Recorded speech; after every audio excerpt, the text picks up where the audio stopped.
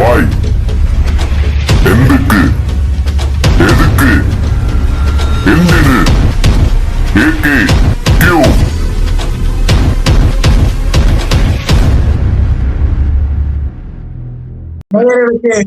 அன்பு வணக்கம். இன்னைக்கு ஒரு சினிமா பத்தி பேசலான்னு யோசிச்சேன். ஆனா அது சினிமா இல்லை, அது ஒரு வாழ்க்கை தான். அதிக படங்கள் பார்க்கறது இல்லை, சில படங்கள் நம்மளை பார்க்க வைக்குது. அப்படியாக ஒரு படத்துக்கு போகணும். நான் இப்ப சினிமா பத்தி பேச போறது. நான் உங்ககிட்ட என் வாழ்க்கையில 7 வயசுல எனக்கு ஏற்பட்ட ஒரு அதிர்ச்சியை நான் சொல்ல போறேன். எனக்கு 7 வயசுல அந்த அதிர்ச்சி கதையை கொடுத்தவங்க பேர் பட்டா சித்தி. எனக்கு சித்தி இல்லை, அவங்க எங்க அப்பாவுக்கு சித்தி, எங்களுக்கு பாட்டி. அவங்க எதுக்கு வந்தாங்க? எங்க சமைச்சு போட வந்தாங்க, என்னுடைய சிற்றனைக்கு உதவியா வந்தாங்க. இப்படிதான் அவங்க இருப்பாங்க. அவங்க கிராமத்துல யார் புதிதா கல்யாணம் ஆகி போனாலும் அவங்களுக்கு போய் உதவி செய்வாங்க. குடும்பத்தை எப்படி நடத்தணும், எப்படி சமைச்சு போடணும், எப்படி புருஷனை பார்த்துக்கணும், இதெல்லாம் வாழ்க்கைய கற்றுக் கொடுப்பாங்க. அப்ப அந்த புதுமண பெண் பிறகு அவளுக்கு அவ வாழ்க்கையில அடுத்த கட்ட விசேஷம் வருதுன்னா அவளுடைய வளைகாப்புக்கு பூ முடித்தலுக்குலாம் இவங்க முன்னாடி போய் நிற்பாங்க. ஆனா பின்னணியில் தான் நிற்பாங்க. குழந்தை பிறந்த பிறகும் இவங்க தான் கூட நிற்பாங்க. முன்னணியில வேலை செய்வாங்க, பின்னணியில் தான் இருப்பாங்க. ஏன் முன்னாடி வந்து நிற்க முடியாது? அவங்க யாருக்கும் குங்குமம் எடுத்து கொடுக்க முடியாது, யாரும் அவங்களுக்கு கிட்ட பூ எடுத்து கொடுக்க மாட்டாங்க. அவங்க ஒரு கைம்பெண். அவங்களுக்கு 5.5 வயசுல கல்யாணம் ஆச்சு. அவருடைய அன்பு கணவர் 6 வயசுல செத்து போயிட்டார். பச்சிடம் பாலகனா இருந்த கணவனை அந்த பாலிய விவாகத்துல ஒரே ஆண்டுல தொலைத்தார் பட்டா சித்தி. 90 வயசு வாழ்ந்தாங்க அந்த அம்மா. அவங்களுக்கு அந்த 6 வயசுலயே தலைமுடி எடுத்துட்டாங்க. அவங்களுக்கு வெள்ளை புடையை கட்டிட்டாங்க. அவங்க காலம் பூராவும் பூ பெய்தும் பருவத்துக்கு முன்னாகவே அவங்க விதவையாக்கப்பட்டாங்க. ஆனா ஊர்ல எல்லா திருமணத்துக்கும் போய் வேலை செஞ்சாங்க. யாருக்கும் குழந்தை பிறந்தாலும் போய் பார்த்துக்கிட்டாங்க. என்னை போட்டு உலுக்கி எடுத்தது 7 வயசுல அவங்கள பார்த்தது. பிறகு நான் பல ஆண்டுகள் அவங்கள பார்த்தேன். அவங்க மறைந்த போது நான் பக்கத்துல இருந்தேன். இது என்ன ரொம்ப புரட்டி போட்ட ஒரு விஷயம். ஆனால் அடுத்தடுத்து என் வாழ்க்கையில அப்படியான பாட்டிகளை பார்த்துக்கிட்டே இருந்தேன். 25 வயசு, 35 வயசு, 40 வயசு, அவங்க எல்லாம் அப்படியேதான் இருந்தாங்க. நான் வேற ஒரு சமூக வழக்கத்தையும் பார்த்தேன். ஒரு மனிதர் தன்னுடைய மனைவியை இழக்கிற போது சுற்றி எல்லாரும் அழுவாங்க, எல்லாம் நடக்கும். கடைசியில் அந்த இறுதி சடங்குகள் ஆரம்பிக்கும். அவருடைய மனைவிய அந்த சடலத்தை அங்கிருந்து அப்புறப்படுத்துறதுக்கு முன்னாடி எல்லாரும் இரு அதை விட்டுட்டுமேன்னுவாங்க. என்னன்னா வீட்டுல இருந்து ஒரு விளக்கு, அகல் விளக்கு கொண்டு அவர்கிட்ட நீட்டுவாங்க. அந்த இறந்த மனைவியின் கையை அந்த அகல் விளக்கில் அந்த நெருப்பில பொத்தி அவருடைய உள்ளங்கை வைத்து சத்தியம் பண்ண வைப்பாங்க. அது பிறகுதான் சடலத்தை எடுத்துட்டு போவாங்க. நான் என்னுடைய 16வது வயசுல அப்படி ஒண்ணு பார்த்து என்னுடைய பாட்டிகிட்ட கேட்டேன், என்ன அதுன்னு கேட்டேன். அதுவா, அவதான் இறந்து போயிட்டார்ல, அப்புறம் புருஷன் தனியா இருக்க முடியுமா? அவ சத்தியம் பண்ணி கொடுத்துட்டு போறான், அவருடைய சம்மதத்தை தெரிவிக்கிறான். எதுக்குமா நான் என் பாட்டி கேட்டேன். அவர் இன்னொரு திருமணம் செஞ்சுக்கலாம், அதுக்கு அவ சம்மதத்தை கொடுத்துட்டான். அவ எங்கம்மா கொடுத்தா? அவதான் போயிட்டா என்ன, அவ சுமங்கலியா போயிருக்கிறா, தன்னுடைய கணவருக்கு இன்னொரு வாழ்க்கை இருக்கட்டும் போறா. அப்புறம் பிள்ளைகளை யார் பார்த்துக்கிறது, குடும்பத்தை யார் கவனிக்கிறது அப்படின்னு சொன்னாங்க. ஆனா எந்த கணவன் மரிக்கும் போது அப்படியான ஒரு மனைவிக்கு யாரும் சத்தியத்தை கொடுத்து நீ இன்னொரு கல்யாணம் பண்ணிக்குமான்னு யாரும் சொல்றது இல்லை. இதுதான் வாழ்க்கையில் ஒரு அதிர்ச்சியான ஒரு விஷயத்த நான் பார்த்தேன். அப்ப விதவைக்கு மறுமணமே இல்லையா? அவங்களுக்கு அதுக்கான ரைட்ஸ் இல்லையா? அப்படி ஒரு விஷயத்த இந்த சமூகமே யோசிக்காதங்கிற போராட்டத்தை இந்த கேள்விகள் எங்க அப்பாவோட கேட்டிருக்கிறேன், பல பேர்கிட்ட கேட்டிருக்கு. இது என்னுடைய இள வயதுல நேர்ந்த ஒரு விஷயம். இப்படியான விஷயத்தை யாரா பேசினால் என்னை ரொம்ப தாக்கும். அப்படி தாக்கின ஒரு படமா நான் அண்மையில் பார்த்ததுதான் 100 சாமி. இது நம்ம இது வரைக்கும் சிந்திச்ச விஷயங்களை வேறு விதத்துல பார்ப்பதற்கு கலைத்து போடுகிறது. நம்ம நிறைய விஷயங்களை புதுசா கத்துக்கிறோம். புதுசா கத்துக்க போகும்போது ஏற்கனவே மண்டையில சிலது இருக்கும், அது தடுக்கும். நிறைய நிபுணர்கள் என்ன சொல்லுவாங்கன்னா அன்லேர்னிங் பழகிங்கன்னு சொல்லுவாங்க. லேர்னிங் என்பது கற்றுக்கொள்ளுதல். அன்லேர்னிங் என்பது ஏற்கனவே நம்ம ஏற்றி வச்சிருக்கிற விஷயங்களை எடுத்து கீழே முதல விடுறது. வேண்டாம், அது சரியில்லை, மாற்றி கற்றுக்கொள், மாற்றி புரிந்து கொள், மாற்றி தெளிந்து கொள் என்கிற இடத்துக்கு இந்த நூறுசாமி கொண்டு போகும். ஒரு விதவையின் மறுமணம் தான் இந்த கதை அப்படின்னு சொன்னா அது அவ்வளவு சுலபம் இல்லை. இது ஒரு பெண்ணின் கதை இல்லை, அப்படி இல்லை. இது பெண்களின் வாழ்க்கை, அப்படி இல்லை. இது என்னது? இது நாம் வாழக்கூடிய சமூகத்தை அதுக்கு மூஞ்சிக்கு நேரம் ஒரு கண்ணாடியை எடுத்து காட்டக்கூடிய ஒரு அனுபவம். அதான் நூறுசாமியார். நூறுசாமியில் ஒரு விதவை, அவளுக்கு 2 மகன்கள் இருக்கிறார். இது பிரச்சனை எங்க வருது என்றால் அவள் போராட்டத்தில் இருக்கிறார். இந்த பிள்ளைகள் எப்படி கரை சேர்க்கிறதுங்கிற போராட்டம். அவ தன்னுடைய வயது மூத்த மனிதர்களை, தன்னுடைய அப்பா அம்மாவை, தன்னுடைய மாமனார் மாமியார்களை அடி கேட்கிறான், யாராவது என் வீட்டுக்கு வாங்க, என் பிள்ளைகளை பார்த்துங்க. யாரும் வரதா இல்லை. இவன் அந்த பிள்ளைகளை கொண்டு போய் ஒரு கான்வென்ட்ல சேர்த்துடலாம், ஹாஸ்டல்ல விட்டுலாம்னா இவளுக்கும் பிரியமாக இருக்கக்கூடிய பிள்ளைகளை பிரியறதுக்கு இவளுக்கும் மனசு இல்லை. அவங்களால பெத்த தாய் விட்டு போக முடியல. மிகுந்த போராட்டத்தில் அவள் வளர்க்கிறாள். அவள் தனித்து விடப்பட்ட பெண். அவள் கைம்பெண்ணாக இருக்கிற போது இந்த கொடுமை இன்னும் கொடுமையா இருக்கு. ஒரு பெண் தனித்து இருக்கும் போது அவளுடைய வீட்டுக்கு அது மூடப்பட்டிருக்கிறது. ஆனால் வெளியில் அதை தட்டுவதற்கு சில கயவர்களின் கைகள் எப்பவுமே இருக்கு. யாரும் இல்லாத ஒரு வீட்டில் தனித்து இருக்கக்கூடிய ஒரு பெண்ணின் ஒரு தனிமையை பயன்படுத்தி வெளியிலிருந்து எழுப்பக்கூடிய சங்கேத அழைப்புகள், காம குரல்கள், அதெல்லாம் அதை போல வன்முறை வேற ஒன்றும் இல்லை. நீ எங்கேயும் தப்பிக்க முடியாது, எங்க போயிடுவ என்று எழுப்பக்கூடிய அந்த கேள்வி. அதற்கிலிருந்து அழுத்து போகிறான். தன்னுடைய வயிற்றுப்பாட்டை பார்க்கிறான், அதற்காக உழைக்கிறான், பிள்ளைகளுக்காக அவள் ஓடி ஆடி சம்பாதிக்கிறாள். ஆனால் தனக்கான துணை பற்றி அவ்வப்போது அவளுக்குள் சிந்தனை வந்து வந்து போகிறது. அதை எப்படியாவது மாற்றத்தை நோக்கி நகர்த்த முடியுமா என்று அவள் யாரிடமும் போய் பேசுவது. எப்படி போய் பேச முடியும்? யாருக்கும் பேச முடியும். அதனால அவள் எப்படி முடியும், என்ன வாழ்க்கைன்னு போகிற போது ஒரு நிகழ்ச்சி நடக்குது. அந்த ஊர்ல ஒரு பிரமுகர் இருக்கிறான், பச்சை பெருமாள். அவன் அந்த சமூகத்தின் ஒரு பிரதிநிதி, காத்துட்டு இருக்கக்கூடிய ஒரு ஆள். அவன் அடிக்கக்கூடிய கமெண்ட்டுக்கு ஒரு பதில் கமெண்ட் அடிக்கிற போது ஒரு பள்ளிக்கூட ஆசிரியர் கண்டுபிடிக்கிறார், இவள் மனதில் அப்படியான ஒரு எண்ணம் இருக்கு. நெஞ்சில் ஒரு ஆலய பழைய படம், அந்த படத்தை பாட்டுவோம்.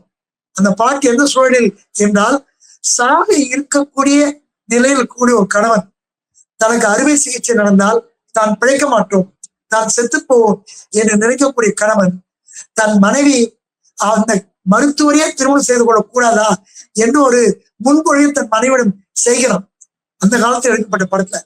ஆனால் அவள் பாடுகிறாள், ஒரு கொடியில் ஒரு முறைதான் மலரும் மலர் அல்லவா, ஒரு மனதில் ஒரு முறைதான் வளரும் உறவு அல்லவா. அப்படியே கேட்கிற பெண்கள் குறுகி கதை அழுதாங்க. அதுதானே கற்பு, அதுதானே வாழ்க்கை. ஆனால் அவள் மனதில் என்ன ஆற்றமை இருந்தது என்பதை யாரும் அப்போது பேசவில்லை. இந்த பெண் அதை பேசுகிறார், வேறு வார்த்தைகள். அந்த ஆசிரியர் கண்டுபிடிக்கிறார், நீங்க ஏமா மறுமணம் செய்யக்கூடாது. அவ சொல்றா, இத நான் எப்படி முடிவெடுக்க முடியும்னு கேட்கிறான். அதுக்கு முன்னாடி அவர் ஒரு வார்த்தை பேசுறான், ஒரு பெண்ணுக்கு ஒரு வாழ்க்கை அதோடு முடிஞ்சு போகுமா? கணவன் இறப்போடு முடிஞ்சிருமா? அதுக்கு பிறகு ஒரு வாழ்க்கை இல்லையா? 2 செருப்பை போட்டு நடக்கிறோம், ஜோடி செருப்புல.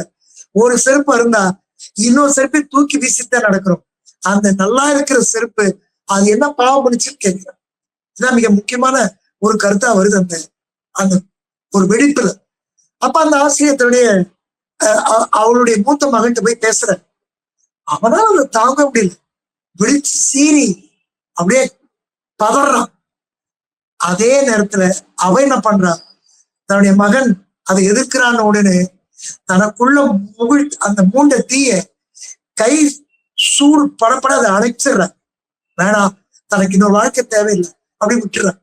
காலப்போக்கில் மகன் பக்குவப்படுறான். எப்படி அந்த கேள்வி நம்ம தாயை நோக்கி வச்சோம், அதுல என்ன தவறு? அந்த இடத்துக்கு தன்னுடைய தம்பியை அவன் கொண்டு வருகிறான். இதான் அந்த படத்துடைய கதை.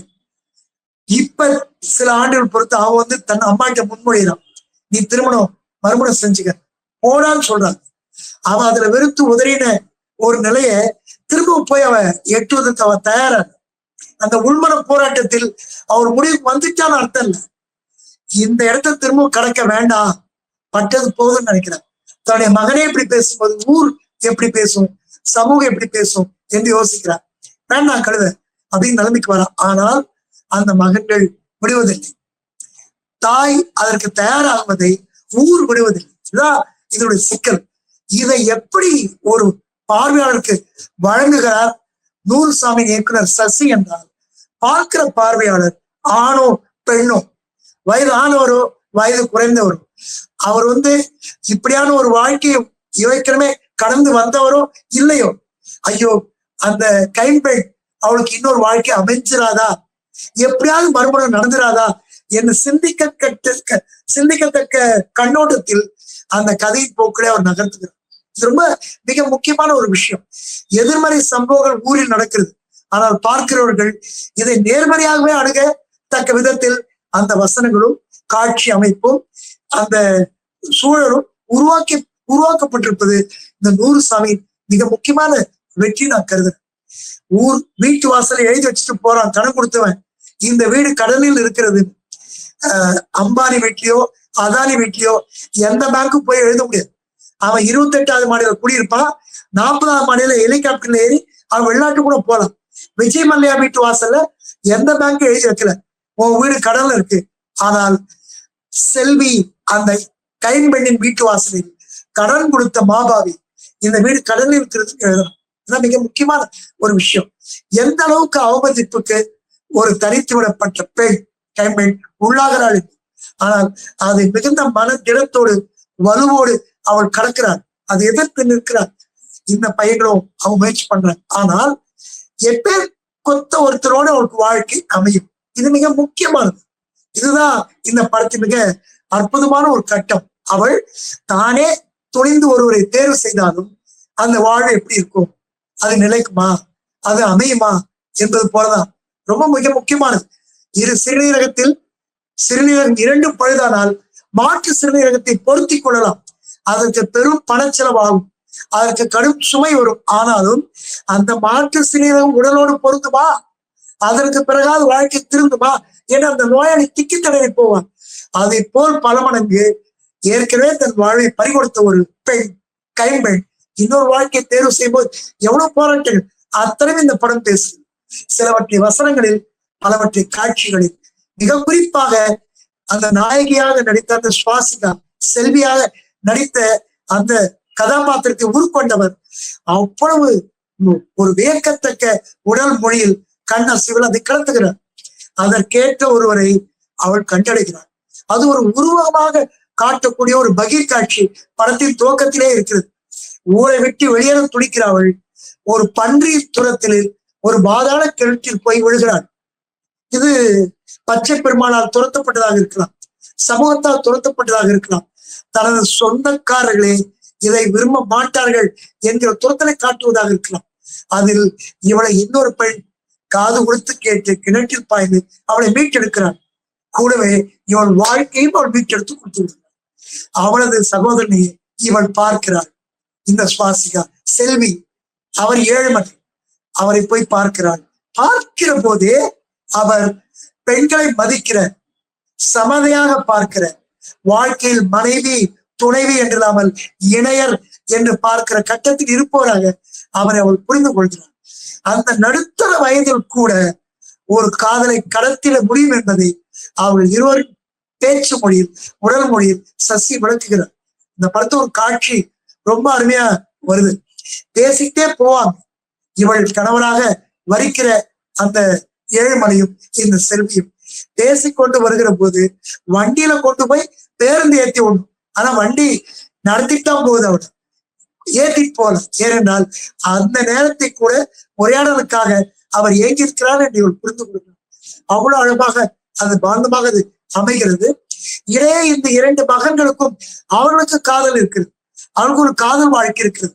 அந்த காதல் வாழ்க்கை தொலைந்து விடக்கூடாது என்று தாய் தவிக்கிறாள். ஆனால் அந்த காதலியரும் இந்த மறுமணம் நடக்க வேண்டும் என்று விரும்புகிறார். இதுதான் கதையின் அடுத்த கட்ட சுவாரஸ்யம் எல்லாமாக வருகிறது.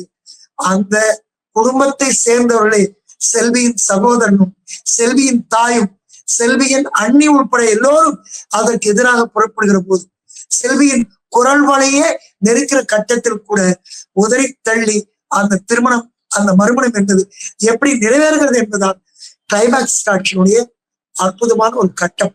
இவற்றை இயல்பாக நகர்த்தியிருப்பது நூறுசாமி படம் என்பது ஒரு ஆணவ கொலையை கூட பேசி விடுகிறது. அந்த இடத்தில் நூறுசாமி என்கிற படம் ஒரு நடுத்தர வயதில் இருக்கக்கூடிய கைம்பெண், அவள் விரும்பினாள் தான் விரும்பிய இன்னொரு வாழ்க்கை, ஒரு கொடியில் இன்னொரு முறை ஒரு மலர முடியும், ஒரு மனதில் இன்னொரு முறை ஒரு உறவு வளர முடியும் என்பதை விளக்கக்கூடிய இடத்துக்கு அந்த படத்தில் கொண்டு போய் வைக்கிறது.